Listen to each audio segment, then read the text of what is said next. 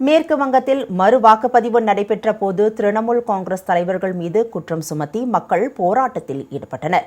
மேற்கு வங்கத்திற்கான சட்டப்பேரவை தேர்தல் கடந்த ஏப்ரல் 23, 29 ஆகிய தேதிகளில் 2 கட்டங்களாக நடத்தி முடிக்கப்பட்டது.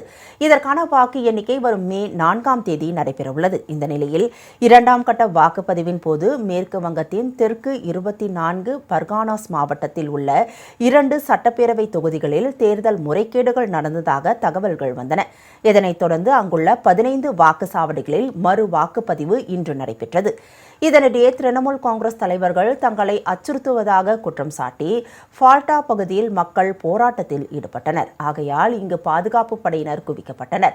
இந்த சூழலில் கொல்கத்தாவில் இன்று முதல் 60 நாட்களுக்கு 144 தடை பிறப்பிக்கப்பட்டுள்ளது.